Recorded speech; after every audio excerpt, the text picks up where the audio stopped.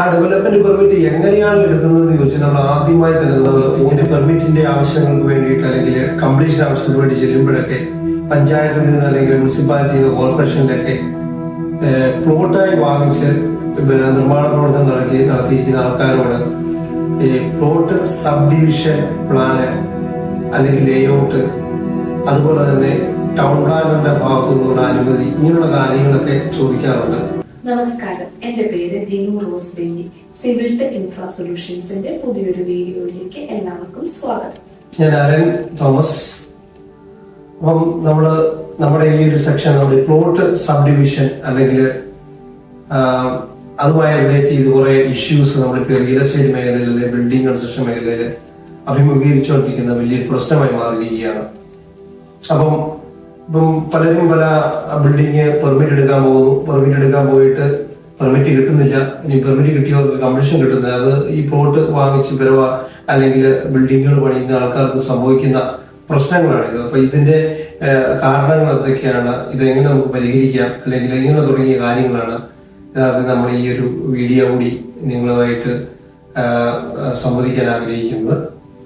നമ്മൾ ഈ പെർമിറ്റ്, അതായത് ഈ പ്ലോട്ടായിട്ട് വാങ്ങിച്ച ആൾക്കാർക്ക് വീട് പണിക്കോ അല്ലെങ്കിൽ വേറെ എന്തെങ്കിലും കൺസ്ട്രക്ഷനോ ഒക്കെ നമ്മൾ പെർമിറ്റ് എടുക്കാൻ വേണ്ടി പഞ്ചായത്തിലോ മുനിസിപ്പാലിറ്റിയിലോ പിന്നെ കോർപ്പറേഷനാണെങ്കിലും എവിടെ ചെന്നാലും ഇപ്പം ഒരുപാട് ഡെവലപ്മെന്റ് പെർമിറ്റ് എവിടെ, പ്ലോട്ട് സബ് ഡിവിഷന്റെ ലേഔട്ട് അപ്രൂവ്ഡ് ആയിട്ടുള്ളത് എവിടെ, അങ്ങനെ ഒരുപാട് കാര്യങ്ങൾ, കേരളയിൽ രജിസ്റ്റർ ചെയ്തിട്ടുണ്ടോ, അങ്ങനത്തെ ഒരുപാട് കാര്യങ്ങൾ ഇപ്പം ചോദിക്കുന്നുണ്ട്. അപ്പം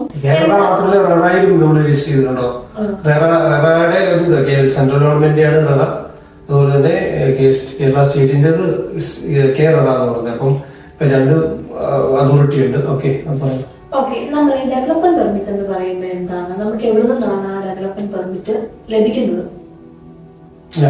ഡെവലപ്മെന്റ് പെർമിറ്റ് എന്താണ് എന്ന് ചോദിച്ചാൽ ആദ്യം മറുപടി പറയണ്ടേ. ഡെവലപ്മെന്റ് പെർമിറ്റ് എന്ന് പറഞ്ഞാൽ നമ്മളിപ്പോൾ ഒരു വലിയൊരു ലാൻഡ് നമ്മൾ അതിനെ പ്ലോട്ടിലേക്ക് കൺവേർട്ട് ചെയ്യണം. അതൊരു പുരയിടം പട്ടയത്തിലുള്ള ഒരു ലാൻഡ് ആയിരുന്നു. അപ്പൊ ഈ പുരയിടം പട്ടയത്തിലേക്കുള്ള ഈ ലാൻഡില് യഥാർത്ഥത്തിൽ പറഞ്ഞു കഴിഞ്ഞാല് നമുക്ക് ഒരു വലിയൊരു ലാൻഡ് എടുക്കുമ്പോൾ ആ ലാൻഡില് നമുക്ക് പ്ലോട്ടായിട്ട് തിരിക്കണമെന്നുണ്ടെങ്കിൽ ചെറിയ 10-15 സെന്റ്, 20 സെന്റ്, 30 സെന്റ് ഒക്കെ ആയിട്ട് തിരിക്കുമ്പോൾ അത് തീർച്ചയായിട്ടും അതിനോടുള്ള റോഡ് വേണം. എല്ലാ പ്ലോട്ടിലേക്ക് റീച്ച് ചെയ്യാനുള്ള ആക്സസിന് വേണ്ടിയുള്ള ഒരു റോഡ് വേണം.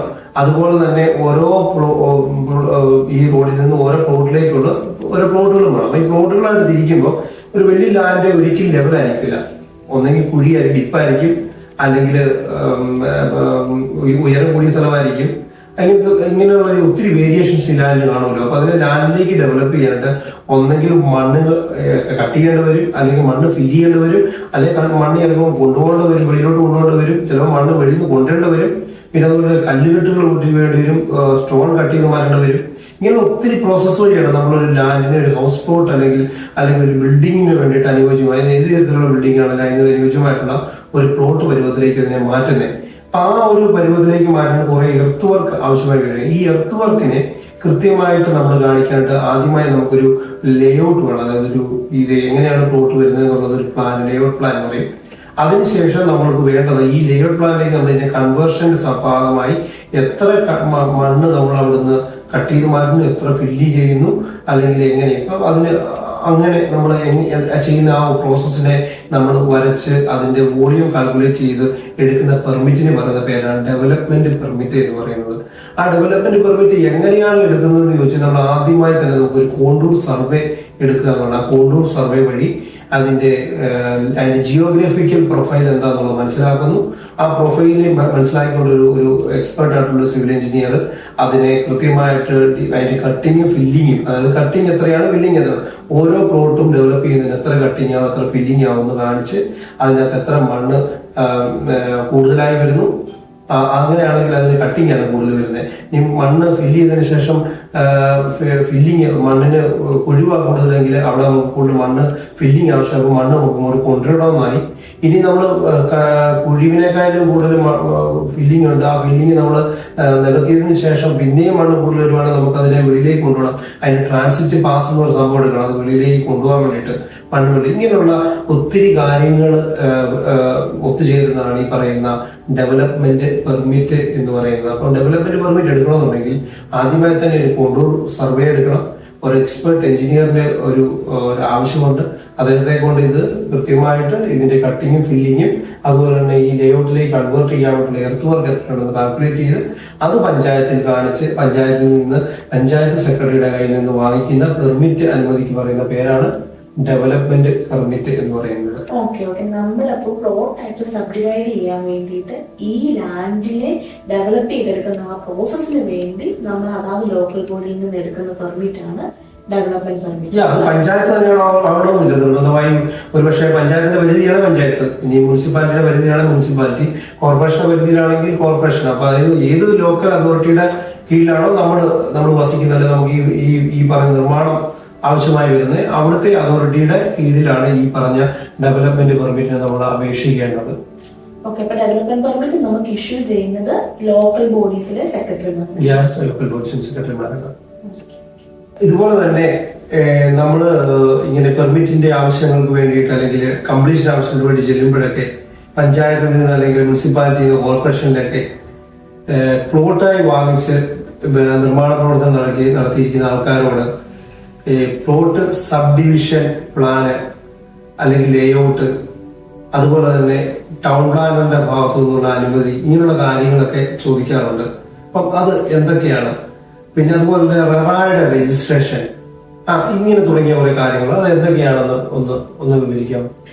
നമ്മൾ പ്ലോട്ട് സബ്ഡിവൈഡ് ചെയ്യുന്ന സമയത്ത് അതിന് പ്ലോട്ട് സബ് ഡിവിഷൻ ലേഔട്ട് ഉണ്ടാക്കി അതിന് അതായത് ലോക്കൽ അതായത് 0.5 ഹെക്ടർ 0.5 ഹെക്ടർ എന്ന് പറയുന്നത് 1 ഏക്കർ 24 സെന്റ് സ്ഥലം, അതായത് ഒറ്റ ആധാരത്തിൽ ഉൾപ്പെട്ട 1 ഏക്കർ 0.5 ഹെക്ടർ എന്ന് പറയുമ്പോൾ 500 എം സ്ക്വയർ എന്ന് പറയും. 500 എം സ്ക്വയർ എന്ന് പറയും. ഓക്കെ, 500 എം സ്ക്വയർ അതായത് 1 ഏക്കർ 24 സെന്റ് ഒറ്റ ആധാരത്തിൽ ഉൾപ്പെട്ട സ്ഥലം. 0.5 ഹെക്ടർ 1 ഏക്കർ 24 സെന്റ് സ്ഥലം, അത് 10 പ്ലോട്ടിൽ കൂടുതൽ ഡിവൈഡ് ചെയ്യുന്നില്ല. അപ്പൊ 0.5 ഹെക്ടർ 10 പ്ലോട്ട് വരെയുള്ള സബ് ഡിവിഷനുള്ള ലേഔട്ട് അപ്രൂവൽ അതുപോലെ ഡെവലപ്മെന്റ് പെർമിറ്റും നമുക്ക് അതാത് ലോക്കൽ ബോഡീസിൽ നിന്ന് വാങ്ങാവുന്നതാണ്. പഞ്ചായത്ത്, കോർപ്പറേഷൻ അല്ലെങ്കിൽ മുനിസിപ്പാലിറ്റി.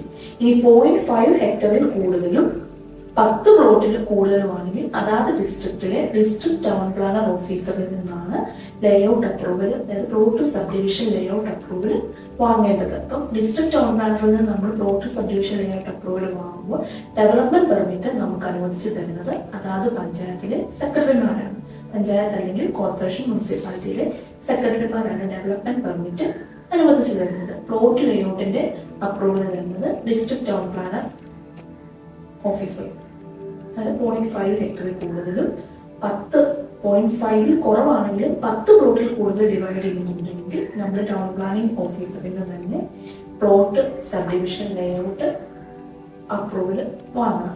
നമ്മൾ ഈ ടൗൺ പ്ലാനിംഗ് ഓഫീസറിന്റെ അടുത്ത് ചെന്ന് കഴിയുമ്പോൾ അതിനകത്ത് കുറെ നിബന്ധനകൾ പറയുന്നില്ല. അതായത് റോഡിന്റെ വ്യക്തി ഇങ്ങനെ ആയിരിക്കണം, ഇനി പഞ്ചായത്തിൽ തരുന്ന ലേഔട്ടാണ് അതിനകത്ത് ആയിരിക്കണം, അല്ലെങ്കിൽ ഇങ്ങനെ റോഡ് അതിനകത്ത് റോഡ് ആക്സസിനെ കുറിച്ച് പറയുന്നുണ്ട്. അതുപോലെ തന്നെ നമ്മുടെ അതിനകത്ത് ഇത്ര ശതമാനം നമുക്ക് പ്ലേ ഗ്രൗണ്ട് ആയിട്ടോ അല്ലെങ്കിൽ പാർക്കായിട്ടോ അല്ലെങ്കിൽ എന്തൊക്കെയോ രീതിയിൽ അതിന് നമ്മൾ KPMBR വ്യക്തമായിട്ടുള്ള നിയമങ്ങൾ പറയുന്നുണ്ട്. അതായത് നമ്മൾ 0.5 ഹെക്ടർ വരെയുള്ള സ്ഥലമാണ് നമ്മൾ പ്ലോട്ട് സബ്ഡിവൈഡ് ചെയ്യുന്നത് എങ്കിൽ ആ road giving access to the land, അതായത് നമ്മൾ പ്ലോട്ട് സബ്ഡിവൈഡ് ചെയ്യുന്ന ലാൻഡിലേക്ക് ആക്സസ് കൊടുക്കുന്ന മെയിൻ റോഡ്, ഇപ്പൊ പഞ്ചായത്ത് റോഡ് ആയിക്കോട്ടെ അല്ലെങ്കിൽ മറ്റേതെങ്കിലും റോഡ് ആയിക്കോട്ടെ, അതിന് ഏറ്റവും കുറഞ്ഞത് 1.5 മീറ്ററിലും വിഡ്ത് വേണം. അതുപോലെ 0.5 മുതൽ 1 ഹെക്ടർ വരെയാണെങ്കിൽ 3.6 മീറ്റേഴ്സ് വിഡ്ത് വേണം. അതായത് road giving access to the land, അതായത് നമ്മൾ പ്ലോട്ട് സബ്ഡിവൈഡ് ചെയ്യുന്ന ലാൻഡിലേക്ക് ആക്സസ് കൊടുക്കുന്ന റോഡ്. അതുപോലെ 1 to 2 ഹെക്ടേഴ്സ് ആണ് എങ്കിൽ അപ് ടു 2 ഹെക്ടേഴ്സ് വരെ 5 മീറ്റേഴ്സ് റോഡിന് വിഡ്ത് വേണം. അതുപോലെ 2 ഹെക്ടർ കൂടുതലാണെങ്കിൽ 6 മീറ്റർ വരെ റോഡിന് വിഡ്ത് വേണം. അതായത് ആക്സസ് റോഡിന് വിഡ്ത് വേണം. നമ്മൾ ഈ ഹെക്ടർ എന്താണെന്നോട് ഒന്ന് പറയുന്നതാണ്. 1 ഹെക്ടർ എന്ന് പറഞ്ഞാല് 1000 സ്ക്വയർ ആണ്. 1000 സ്ക്വയർ. ഓക്കെ, അതായത് ഒരു ഹാഫ് ഹെക്ടർ എന്ന് പറയുന്നത് അതായത് 0.5 ഹെക്ടേഴ്സ് എന്ന് പറയുന്നത് 1 ഏക്കർ 24 സെന്റ് സ്ഥലം. അപ്പം സത്യം പറഞ്ഞു കഴിഞ്ഞാല് 2 ഏക്കർ 48 സെന്റ് സ്ഥലമാണ് യഥാർത്ഥത്തിൽ പറഞ്ഞാൽ 1 ഹെക്ടർ എന്ന് പറയുന്നത്. 2 ഏക്കർ 48 സെന്റ് സ്ഥലമാണ്. അതുകൊണ്ടാണ് 0.5 ഹെക്ടർ എന്ന് പറയുന്നത്. 0.5 ഹെക്ടർ ആണ് ഒരേക്കർ 24 സെന്റ് വരുന്നത്. അതിന്റെ നേരെ ഇരട്ടിയാണ് യഥാർത്ഥത്തിൽ പറഞ്ഞാല് 1 ഹെക്ടർ എന്ന് പറയുന്നത്. അതായത് ഇത് 0.5 ഹെക്ടർ ഒറ്റ ആധാരത്തിൽ ഉൾപ്പെട്ട സ്ഥലം സബ്ഡിവൈഡ് ചെയ്യുന്ന കാര്യമാണ് നമ്മളിപ്പോ പറഞ്ഞത്. അത് ഒരാളുടെ പേരിലുള്ള ആധാരം ആയിരിക്കണം. ഈ ഒരാളുടെ പേരിലുള്ള ആധാരം 0.5 ഹെക്ടർ വരെയാണ് എങ്കിൽ 0.5 ഹെക്ടർ 10 പ്ലോട്ടിൽ താഴെയാണെങ്കിൽ നമുക്ക് അതായത് നമ്മളിപ്പോ ഒരിടത്തൊരു ലാൻഡ് ഉണ്ട്, വലിയൊരു ലാൻഡ് ഉണ്ട്. ആ ലാൻഡിന്റെ പകുതി ഭാഗം നമ്മൾ ഡെവലപ്പ് ചെയ്തു. അത് കഴിഞ്ഞതിന് ശേഷം അടുത്തതിലേക്ക് അപ്പൊ അതൊരു പഞ്ചായത്തിന്റെ കീഴിൽ നമ്മൾ ഡെവലപ്പ് ചെയ്തെന്ന് വിചാരിക്കുക. അപ്പൊ നമുക്ക് അവിടെ വരുന്ന ആക്സസ് എന്ന് പറയുന്നത് 1.5 മീറ്ററാണ് നമ്മുടെ അതിലൂടെ പോകുന്ന വഴി. അതിനുശേഷം നമ്മൾ ഇനി അടുത്തത് വരുന്നത് ഭയങ്കര വലിയൊരു ലാൻഡാണ്. അപ്പൊ ആ ലാൻഡ് ടൗൺ പ്ലാനിലേക്ക് പോയി നമുക്ക് അനുമതി ലഭിക്കുമോ? അതിനെ കുറിച്ചുള്ള ഇപ്പൊ ഇത് ഒരു നമ്മൾ കയറി വരുന്ന റോഡ് 1.5 മീറ്റർ ആണ്. ഇനി അടുത്തത് വലിയൊരു ലാൻഡ് ഡെവലപ്പ് ചെയ്യാം. അത് 1 ഹെക്ടറോ 2 ഹെക്ടറോ ഒക്കെ ഉണ്ട്. അപ്പൊ അങ്ങനെ വരുമ്പോഴത്തേനും ആ വരുന്നത് ഡെവലപ്പ് ചെയ്യുമ്പോൾ നമുക്ക് അത് ഡെവലപ്മെന്റ് ഇല്ല. നമ്മുടെ ആ 2 ഹെക്ടർ ഉള്ള അതായത് 0.5 അതായത് 1 to 2 ഹെക്ടേഴ്സ് വരെയുള്ള ലാൻഡ്, ആ ലാൻഡിലേക്ക് ആക്സസ് കൊടുക്കുന്ന മെയിൻ റോഡ്, അതായത് പ്രൈവറ്റ് റോഡ് ആയിരിക്കാം, പഞ്ചായത്ത് റോഡ് ആയിരിക്കാം, ഏത് റോഡ് ആയിക്കോട്ടെ, ആ ലാൻഡിലേക്ക് ആക്സസ് കൊടുക്കുന്ന പുറത്തുനിന്നുള്ള ആക്സസ് കൊടുക്കുന്ന മെയിൻ റോഡിന് ഈ പറഞ്ഞ വിഡ്ത് ഉണ്ടായിരിക്കും. Up to 0.5 meter, 0.5 hectare, 1.5 meter, 1 to 0.5 to 1 to 2 up to 2 hectares, 5 meters, above 2 hectares ആണെങ്കിൽ 6 മീറ്റേഴ്സ്, 0.5 to 1 ഹെക്ടർ ആണെങ്കിൽ 3.6 മീറ്റേഴ്സ് വിഡ്ത് വേണം. ഇനി നമുക്ക് ടൗൺ പ്ലാനിങ്ങിന്റെ കീഴില് നമ്മള് ഈ ടൗൺ പ്ലാനർ എന്ന് പറയുന്ന ബോഡി അത് എവിടെയാണ് നമുക്ക് യഥാർത്ഥത്തിൽ നമ്മൾ സാധാരണപ്പെട്ട ഒരു വ്യക്തി നമ്മള് ടൗൺ പ്ലാനറിനെ സമീപിക്കണമെന്നുണ്ട്. അത് എവിടെയാണ് അതിന്റെ ഓഫീസ് അല്ലെങ്കിൽ അതിന്റെ എങ്ങനെയാണ് കാര്യങ്ങൾ? അത് പിന്നെ അതുപോലെ തന്നെ ഈ ടൗൺ പ്ലാനിലേക്ക് പോകുമ്പോൾ നമ്മൾ ഈ ലാൻഡിന്റെ ഇത്ര ഭാഗം എന്തൊക്കെ ചെയ്യണോ അങ്ങനെയൊക്കെ ഉണ്ടെങ്കിൽ പറയുന്നുണ്ടല്ലോ നിയമത്തിൽ KPMR നിയമത്തിൽ പറയുന്നുണ്ട്. അതിനെ കുറിച്ചുള്ള ഒന്ന് എക്സ്പ്ലെയിൻ ചെയ്യാം. അത് നമ്മുടെ KPMR പറഞ്ഞത് നമ്മൾ ടൗൺ പ്ലാനിങ്ങിലേക്ക് ലേഔട്ട് അപ്രൂവൽ ആയിട്ടുള്ള പ്ലാൻ സബ്മിറ്റ് ചെയ്യുമ്പോൾ 0.5 ഹെക്ടർ, 0.5 or more than 0.5 ഹെക്ടേഴ്സും more than 10 പ്ലോട്ട്സും ഉണ്ടെങ്കിൽ അതിന്റെ 10% സ്ഥലം നമ്മൾ റെക്രിയേഷണൽ സ്പേസ് ആയിട്ട് ഒഴിച്ചിട്ടിരിക്കണം. അതായത് ഇപ്പൊ അവിടെ നമ്മളൊരു കോളനി ഫോം ചെയ്യാനാണെങ്കിൽ ഈ പ്ലോട്ട് ഓരോ സബ്ഡിവൈഡ് ചെയ്ത് നമ്മൾ ഓരോ ആൾക്കാർ അത് വാങ്ങും, അവിടെ വീട് വെക്കും. വീട് വെച്ച് കഴിയുമ്പോൾ അവിടെ ഒരു കോളനി ഫോം ചെയ്യുമ്പോൾ ആ ടോട്ടൽ ഇതിന്റെ 10% ഓഫ് ലാൻഡ് റെക്രിയേഷണൽ സ്പേസ് ആയിട്ട് വണ്ടി പാർക്കിംഗ് അങ്ങനത്തെ സംഭവങ്ങൾ നമ്മൾ മറ്റു പല ഈ പ്ലോട്ട് കൊമേഴ്ഷ്യലൈസ് ചെയ്യുന്നതിന് അപ്പുറത്തേക്ക് 10% പ്ലോട്ട് നമ്മളവിടെ മാറ്റി സെറ്റ് ഓഫ് ചെയ്യണം. അതല്ലേ ഉദ്ദേശിക്കുന്നത്? അതുപോലെ നമുക്ക് അത്രയും ഒരു വീട് വരുന്നുണ്ട്, ഒരു ട്രാൻസ്ഫോമർ വേണ്ടിയിട്ട് ഒരു ഇത്ര സ്ഥലം മാറ്റി വെക്കണം. ഓക്കെ, നമ്മൾ ഈ വർക്ക് എല്ലാം സ്റ്റാർട്ട് ചെയ്യുന്നതിന് മുന്നേ ഈ ഡെവലപ്മെന്റ് പെർമിറ്റും അതുപോലെ പ്ലോട്ട് സബ് ഡിവിഷൻ ലേഔട്ടിന് അപ്രൂവലും വാങ്ങിയിരിക്കണം. അത്രയും വാങ്ങിയതിനു ശേഷം ഈ ഡോക്യുമെന്റ്സ് വെച്ച് നമ്മളുടെ ഈ ഒരു പ്രോജക്റ്റിനെ റെറായിൽ രജിസ്റ്റർ ചെയ്യണം. Real estate regulatory authority. Real estate എന്ന് പറയുന്ന ഒരു സംഭവം സത്യം പറഞ്ഞു കഴിഞ്ഞാൽ എല്ലാവർക്കും നമുക്ക് ഇങ്ങനെ ചുമ്മാ നമ്മളുടെ ഇപ്പോഴാണ് റിയൽ എസ്റ്റേറ്റ് പരമായുള്ള കാര്യങ്ങൾ. അപ്പം യഥാർത്ഥത്തിൽ നമ്മൾ നിയമപരമായി പറയുവാണെങ്കിൽ റിയൽ എസ്റ്റേറ്റ് എന്ന് പറയുന്ന കാര്യം തന്നെ അതിനൊരു അതോറിറ്റി ഉണ്ട്.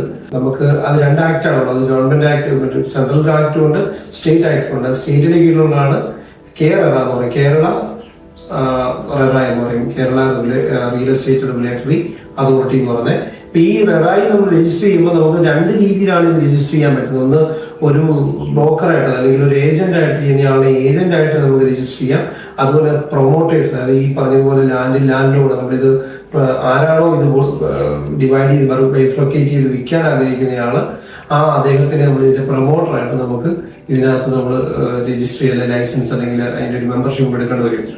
ഇതാണ് ആദ്യം പറഞ്ഞത്. അപ്പൊ റെറായുടെ നിയമങ്ങൾ ഇതുമായിട്ട് ബന്ധപ്പെട്ട് എങ്ങനെയാണെന്നൂടെ ഈ പറഞ്ഞ പ്ലോട്ട് സബ് ഡിവിഷനുമായി ബന്ധപ്പെട്ട് എന്താണെന്ന് നോക്കാം. 0.5 ഹെക്ടറിൽ കൂടുതലുള്ള ഏത് ലാൻഡും നമ്മൾ സബ്ഡിവൈഡ് ചെയ്താൽ അത് റെറായിൽ രജിസ്റ്റർ ചെയ്തിരിക്കണം. ഒരാളുടെ സൈറ്റിൽ അത് കണ്ടിരിക്കണം. ഒരാൾ പ്ലോട്ട് വാങ്ങിക്കാൻ പോകുന്ന ആൾക്കാര് തീർച്ചയായിട്ടും ഒരു പ്രധാനമായിട്ട് ശ്രദ്ധിക്കേണ്ട ഒരു കാര്യം വെച്ചാൽ, ഒന്ന് നമ്മുടെ പഞ്ചായത്തിലോ അല്ലെങ്കിൽ അവിടുത്തെ ഓഫീസിൽ പോയിട്ട് ഇത് ഇതുപോലെ നമുക്ക് ഈ ലാൻഡ് നമുക്ക് വാങ്ങിക്കുന്നതിന് കുഴപ്പമുണ്ടോ എന്നുള്ളത് നമ്മളൊന്നും അന്വേഷിക്കപ്പെടുന്നതായിരിക്കും. പക്ഷേ അല്ലെങ്കിൽ ഇങ്ങനെ പിന്നെ അതുപോലെ തന്നെ നമ്മൾ ഏത് ലാൻഡ് എടുക്കുകയാണെങ്കിലും പ്ലോട്ടായിട്ടുള്ള ലാൻഡ് എടുക്കുന്നെങ്കിൽ നമ്മൾ തീർച്ചയായിട്ടും അതിന്റെ ഡെവലപ്മെന്റ് പെർമിറ്റ്, അതുപോലെ തന്നെ ഈ പറഞ്ഞ സൈഡ് ലേഔട്ട് പ്ലാന്, ഈ പറഞ്ഞതുപോലെ ഈ പ്ലോട്ട് സബ് ഡിവിഷൻ പ്ലാന്, ഈ സംഭവം രണ്ടും നമ്മൾ നമ്മുടെ ഈ പ്ലോട്ട് തരുന്ന ആളുടെ വാങ്ങിച്ചിരിക്കുക, അതിന് 2 കോപ്പി വാങ്ങിച്ചിരിക്കുക. അത് രണ്ടും നടന്നിരിക്കുന്നു എന്ന് ഉറപ്പുവരുത്തണം. അതുപോലെ തന്നെ ഇവർ ഈ പറയുന്ന റിയൽ എസ്റ്റേറ്റിന്റെ ആൾക്കാര് അവർ കേരളയിൽ രജിസ്റ്റേർഡ് ആണോ എന്നുള്ളത് അന്വേഷിക്കുന്നത് കൂടുതൽ നന്നായിരിക്കും. അങ്ങനെ ഒരു ഇതൂടെ ഇതിനകത്ത് വരുന്നുണ്ട്. ഇത്രയും കാര്യങ്ങളാണ് നേരത്തെ പറഞ്ഞാൽ നമുക്ക് അതുപോലെ നമുക്ക് അപ്രൂവ്ഡ് ആയിട്ട് കിട്ടുന്ന ലേഔട്ട് നമ്മുടെ ആ ഒരു real estate selling process complete ആകുന്നതിന് വരെ ഒരു ഫ്ലെക്സില് ആ ലാൻഡിൽ, അതായത് എക്സിബിറ്റ് ചെയ്യണം എന്നൊരു ഇതുണ്ട്. പിന്നെ അതുപോലെ തന്നെ ഇത് ഈ പറഞ്ഞ കാര്യങ്ങളെല്ലാം നിയമങ്ങളെല്ലാം തന്നെ നമ്മളിതൊരു ബിസിനസ്സാണ്. തീർച്ചയായിട്ടും ഇന്നത്തെ ബിസിനസ്സുകളെല്ലാം തന്നെ നമ്മൾ ഓൾറെഡി ഒരു ഇതിലാണ് പോകുന്നത്, രജിസ്ട്രേഷന്റെ പോയിന്റാണ്. അപ്പൊ അതിന്റെ ഒരു ലീഗൽ ഒരു റിക്വയർമെന്റ് ആണ് ഈ പറയുന്ന കാര്യങ്ങളെല്ലാം തന്നെ. ഇത് അത്ര ശക്തമല്ലെങ്കിൽ പോലും നമ്മുടെ ഈ പറയുന്നത് പോലെ പ്ലോട്ട് ഡെവലപ്മെന്റ് പെർമിറ്റും അല്ലെങ്കിൽ ലാൻഡ് സബ് ഡിവിഷൻ ലേഔട്ടും ഇങ്ങനെയുള്ള കാര്യങ്ങളൊക്കെ മസ്റ്റായിട്ട് ഇന്നിപ്പോ നമ്മുടെ പെർമിറ്റിലും അല്ലെങ്കിൽ നമ്മുടെ കംപ്ലീഷനിലും ഒക്കെ ഹാരമായി ബാധിക്കുന്നു എന്നുള്ളത് തന്നെയാണ് പറയാനുള്ളത്. അതിലൊരു പ്രധാനപ്പെട്ട കാര്യമുണ്ട്. നമ്മള് സബ് ഡിവൈഡ് ചെയ്യുന്ന പ്ലോട്ടിനുള്ളില് നമ്മൾ കോമൺ ആയിട്ട് കൊടുക്കുന്ന വഴികൾ എപ്പോഴും കോമൺ ആയിരിക്കണം. ഈ പ്രശ്നങ്ങൾ റേസ് ചെയ്ത് വരാനുള്ള പ്രധാനപ്പെട്ട കാരണം അത് തന്നെയാണ്. കാരണം പണ്ട് നമ്മളുടെ ഇങ്ങനെ റിയൽ എസ്റ്റേറ്റ് വലിയ കുഴപ്പമില്ലാതൊക്കെ പോയിക്കൊണ്ടിരിക്കുന്ന കാലഘട്ടത്തില് പകുതി ഇപ്പൊ വഴിയുടെ പകുതി ഫ്രണ്ടിൽ നിൽക്കുന്ന ആൾക്ക് അളവിൽ കൊടുത്ത് ചെയ്യുന്ന പരിപാടി ഉണ്ടായിരുന്നു. അങ്ങനെ രജിസ്റ്റർ ചെയ്ത് വഴിയായിട്ട് പോകുന്നത് ഫ്രണ്ടിലുള്ള പകുതി വീതപ്പാതി എന്ന് പറഞ്ഞ് നമ്മുടെ ഇവിടെ ഒരു സിസ്റ്റം ഫോളോ ചെയ്യുന്നുണ്ടായിരുന്നു. പക്ഷെ ഇതിനെല്ലാം കുഴപ്പം എന്താണെന്ന് വെച്ചാൽ ഒരിക്കലും ഈ റോഡിൽ എന്തെങ്കിലും ഒരു കാര്യങ്ങൾ ചെയ്യുമ്പോൾ ഈ ഫ്രണ്ടിൽ കിടക്കുന്ന ആൾക്കാർ ഞങ്ങളുടെ റോഡാണെന്ന് പറഞ്ഞ അവകാശം പറഞ്ഞ് മറ്റുള്ള പിന്നിലേക്കുള്ള റോഡുകാർക്ക് പലവിധ അവകാശങ്ങൾ, അതായത് ഇലക്ട്രിസിറ്റി അല്ലെങ്കിൽ ബാക്കിയുള്ള ട്രാൻസ്പോർട്ടേഷൻ ഇങ്ങനെയുള്ള കാര്യങ്ങളിലെല്ലാം അവർക്ക് അവകാശങ്ങൾ നിഷേധിക്കപ്പെടുന്നതായി കാണുന്നു. അങ്ങനെ വന്ന സാഹചര്യത്തിലാണ് അതായത് കുറെ കംപ്ലൈന്റുകളൊക്കെ ഇങ്ങനെ പഞ്ചായത്ത് തലങ്ങളിലൊക്കെ വരാൻ തുടങ്ങി. അങ്ങനെ വന്നു കഴിഞ്ഞപ്പോൾ ഈ നിയമങ്ങൾ കൂടുതൽ ശക്തമായി വന്നു. ഇവിടെ ഇങ്ങനെയുള്ള കാര്യങ്ങളെല്ലാം തന്നെ ready ആയിരിക്കണമെന്നുള്ളത്.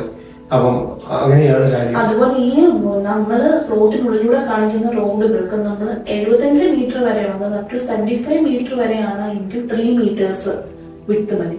75 to 250 metres വരെയാണെങ്കിൽ 5 metres width വേണം. അതുപോലെ 250 മീറ്റർ കൂടുതൽ നീളമുള്ള റോഡുകളാണ് എങ്കിൽ 7 മീറ്റേഴ്സ് ഉറപ്പായിട്ടും വിഡ്ത്ത് വേണം. പ്ലോട്ട് സബ് ഡിവൈഡ് ചെയ്യുന്ന സമയത്ത് ലേഔട്ടിൽ അത് കാണിച്ചിരിക്കണം റോഡിന്റെ രീതി. അപ്പം 0.5 ഹെക്ടർ പ്ലസ് 10 പ്ലോട്ടുകളിൽ കൂടുതലാണ് എങ്കിൽ ഈ റിക്രിയേഷണൽ സ്പേസ്, ട്രാൻസ്ഫോമറിനുള്ള സ്പേസ്, അതുപോലെ വഴികള് ഇതെല്ലാം ഒഴിച്ചിട്ടുള്ള സ്ഥലം മാത്രമേ നമുക്ക് സെല്ല് ചെയ്യാൻ പറ്റത്തുള്ളൂ. തീർച്ചയായിട്ടും. അപ്പൊ നമുക്ക് ഇപ്പൊ ഞാൻ വേറൊരു കാര്യം എന്താണെന്ന് വെച്ച് കഴിഞ്ഞാല് നമ്മളിപ്പോൾ ഒരു ബിൽഡിങ്ങിന് വേണ്ടി സ്ഥലം എടുക്കുമ്പോൾ തീർച്ചയായിട്ടും നമ്മള് ഇതിനെക്കുറിച്ച് പരിജ്ഞാനമുള്ള ആൾക്കാരോട് ഇതിനെക്കുറിച്ച് ഒരു അഡ്വൈസ് ചോദിച്ചതിന് ശേഷം മാത്രമേ നമ്മൾ ലാൻഡ് പർച്ചേസ് ചെയ്യാവുള്ളൂ. അല്ലെങ്കിൽ കാരണം നമ്മളൊരു സമൂഹത്തിൽ ജീവിക്കുമ്പോൾ നിയമം അനുസരിച്ച് മുന്നോട്ട് പോവുക എന്ന് പറയുന്നത് നമ്മുടെ ഒരു ജനാധിപത്യ മര്യാദയുടെ ഭാഗമാണ്. അതായത് ജനാധിപത്യം ഇപ്പൊ നമ്മളിപ്പോ എനിക്ക് നിയമങ്ങൾ ബാധകമല്ല എന്ന് പറയുമ്പോൾ ഒരിക്കലും പോകാൻ പറ്റില്ല. അപ്പൊ അത് ഇന്നല്ലെങ്കിൽ നാളെ ഈ നിയമങ്ങളെല്ലാം നമുക്ക് നമ്മളെ തിരിച്ച് റിഫ്ലക്ട്. ഇനി ഏതെങ്കിലും ഒരു വ്യക്തിക്ക് ഇങ്ങനെയുള്ള കാര്യങ്ങളിൽ എന്തെങ്കിലും ചടങ്ങുകൾ ഉണ്ടായിട്ടുണ്ടെങ്കിൽ പല രീതിയിൽ നമുക്ക് ഇതിനെ ടാക്കിൾ ചെയ്യാനുള്ളതുകൊണ്ട് സത്യവാങ്മൂലം നൽകിക്കൊണ്ട് ചിലയിടത്തൊക്കെ അനുവദിക്കുന്നുണ്ട്. അതുപോലെ തന്നെ അല്ലെങ്കിൽ കോടതി വഴി അതിന് വിധി വാങ്ങിച്ചുകൊണ്ട്. പക്ഷെ ഇതിനെല്ലാം പറ്റുന്നൊരു കുഴപ്പം ആഫ്റ്റർ എഫക്ട് എന്താണെന്ന് വെച്ചാൽ ഇതെല്ലാം ഗവൺമെന്റിന്റെ ഈ അതോറിറ്റീസ് ചെക്ക് ചെയ്ത് ഈ പറഞ്ഞതുപോലെ പ്ലോട്ട് ഡിവൈഡ് ചെയ്ത ആൾക്കാരല്ല ഇതിങ്ങനെ ഈ കാര്യങ്ങളെല്ലാം നാളെ ചോദ്യം ചെയ്യപ്പെടാവുന്ന കാര്യങ്ങളാണ്. അപ്പൊ ഈ കാര്യങ്ങളെല്ലാം നമ്മളെല്ലാവരും തന്നെ കൃത്യമായിട്ട് ശ്രദ്ധിക്കുക. ഇങ്ങനെയുള്ള കാര്യങ്ങളിൽ നമ്മൾ കൂടുതൽ ശ്രദ്ധ ചെലുത്തേണ്ട കാര്യമാണ് നമ്മുടെ ഈ പറഞ്ഞ പ്ലോട്ട് വാങ്ങിക്കുമ്പോൾ. അത് പ്രധാനമായിട്ടും ഞാൻ പറയാം, നമ്മള് വിൽക്കുന്ന ആൾക്കാരും വാങ്ങുന്ന ആൾക്കാരും അതുപോലെ ഇതിനിടയ്ക്ക് ഏജന്റ് ആയിട്ട് നിൽക്കുന്ന ആൾക്കാരും ഈ കാര്യങ്ങളെല്ലാം നിർബന്ധമായും ശ്രദ്ധിച്ചിരിക്കണം. ഇത് ജനങ്ങളെ ഈ പറഞ്ഞ കാര്യങ്ങൾ ഒന്നും തന്നെ നമ്മൾ ഒരു ലാൻഡ് രജിസ്ട്രേഷനിലേക്ക് പോകുമ്പോൾ നമുക്കിത് മനസ്സിലാകത്തില്ല. കാരണം അത് നമ്മൾ തീർച്ചയായും ചിലപ്പോൾ ആൾക്കാർ ഓർക്കും ഈ ആധാരം നടക്കാതിരിക്കുകയല്ലേ, ഇങ്ങനെയുള്ള ലാൻഡ് വാങ്ങിക്കുമ്പോൾ എനിക്ക് ഇത് ഇങ്ങനത്തെ പ്രശ്നമുണ്ട്, എന്റെ ആധാരം നടന്നല്ലോ എന്ന് വിചാരിക്കും. രജിസ്ട്രേഷൻ ഡിപ്പാർട്ട്മെന്റും ഇതുമായിട്ട് ഒരു ബന്ധവുമില്ല. രജിസ്ട്രേഷൻ എന്ന് പറഞ്ഞാൽ നമ്മൾ എന്ത് കാര്യം കൊണ്ട് കൊടുക്കുന്നു അതിനെ വാലിഡേറ്റ് ചെയ്യുക, അല്ലെങ്കിൽ സർക്കാർ രേഖകളിലാക്കി തരുന്നതേ ഉള്ളൂ. അപ്പം അതിനകത്ത് ഇപ്പം ഇന്നപോലെ ഈ പറഞ്ഞ നിയമങ്ങളൊന്നും രജിസ്ട്രേഷനെ ബാധിക്കുന്നില്ല. രജിസ്ട്രേഷൻ വകുപ്പിന് അതിൻ്റെതായ നിയമങ്ങളാണ്. അപ്പം രജിസ്ട്രേഷൻ എന്നുള്ള പ്രോസസ്സിന് ഒരു പക്ഷേ ഈ പറഞ്ഞ ആധാരം ചെയ്യാനൊന്നും ഈ പറഞ്ഞ ഒരു കാര്യങ്ങളും തന്നെ ഒരു ബുദ്ധിമുട്ടായി വരുന്നില്ല. അത് എവിടെയാണെങ്കിലും വഴിയില്ലാത്ത സ്ഥലം പോലും നമുക്ക് രജിസ്റ്റർ ചെയ്യാം, വഴിവേണം നിർബന്ധമില്ല. അപ്പൊ അതിനകത്ത് നമ്മൾ നറേറ്റ് ചെയ്ത് കൊടുക്കുന്ന എന്ത് കാര്യമാണോ നമ്മൾ അതിനെ വാലിഡേറ്റ് ചെയ്ത് ഗവൺമെന്റ് രേഖകളാക്കി തരിക, അല്ലെങ്കിൽ അത് നമുക്ക് ഫേം ചെയ്ത് തരിക എന്നുള്ളതാണ് ഈ രജിസ്ട്രേഷൻ ഡിപ്പാർട്ട്മെന്റിന്റെ ഉദ്ദേശം. നമ്മൾ ഇങ്ങനത്തെ കോംപ്ലിക്കേഷൻസ് അല്ലെ പ്രോബ്ലംസ് ഉണ്ടെന്ന് എപ്പോഴും പറയുന്ന ഒന്നെങ്കിൽ നമ്മൾ പണമിടപാടുകളെല്ലാം തീർത്ത് രജിസ്ട്രേഷനും എല്ലാം കഴിഞ്ഞ് വീട് വെക്കാനുള്ള പെർമിറ്റിലേക്ക് പോകുമ്പോൾ, ഇനി അഥവാ പെർമിറ്റ് കിട്ടിയാലും കുറച്ചും കൂടെ കഴിഞ്ഞ് പണിയെല്ലാം തീർത്ത് കംപ്ലീഷനിലേക്ക് വരുവാണുമ്പോൾ നമ്പർ കിട്ടാത്തപ്പോഴാണ് കുറെ കൂടി കോംപ്ലിക്കേറ്റഡ് ആയി പോകുന്നത്. ആ സമയത്ത് ഇപ്പം ഒരുപാട് കോടതിയിൽ ഒരുപാട് കേസുകൾ വരെ വരുന്നുണ്ട്. കോടതി വഴി മൂവ് ചെയ്യാന്നുള്ളതുകൊണ്ട് കുഴപ്പമില്ല.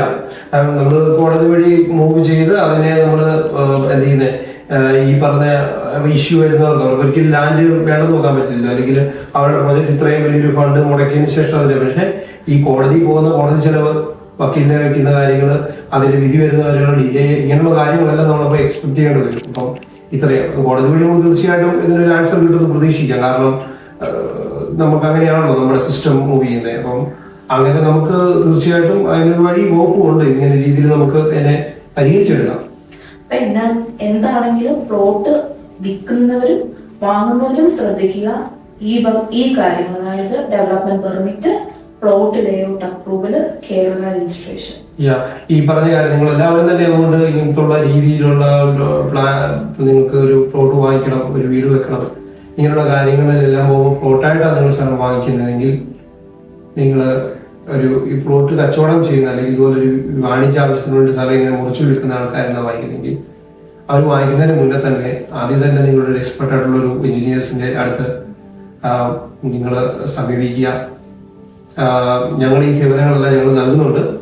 അപ്പം നിങ്ങൾ അവരെ സമീപിച്ചതിന് ശേഷം അവരോട് ചോദിക്കുക എന്തൊക്കെയാണ് കാര്യങ്ങൾ, ഇതിന്റെ ലീഗൽ കാര്യങ്ങളെല്ലാം നിങ്ങൾ പരിശോധിക്കുക. അതായത് ഈ പറഞ്ഞ ഡെവലപ്മെന്റ് പെർമിറ്റ് അത് വാലിഡ് ആണോ, അതിന്റെ നിയമപരമായിട്ടാണോ അതെല്ലാം കാര്യങ്ങൾ ചെയ്തിരിക്കുന്നത്, ഇതെല്ലാം കൂടെ നമ്മൾ പരിശോധിച്ചതിന് ശേഷം മാത്രം ഓക്കെ പറഞ്ഞാൽ മാത്രമേ നിങ്ങളൊരു ബിൽഡിങ്ങിലേക്ക് അല്ലെങ്കിൽ നമുക്ക് ഈ പെർമിറ്റിലേക്കൊക്കെ പോകുമ്പോഴും ഒക്കെ നമുക്ക് സാരമായിട്ടുള്ള പ്രശ്നങ്ങളിലൂടെ പോകേണ്ടി വരും.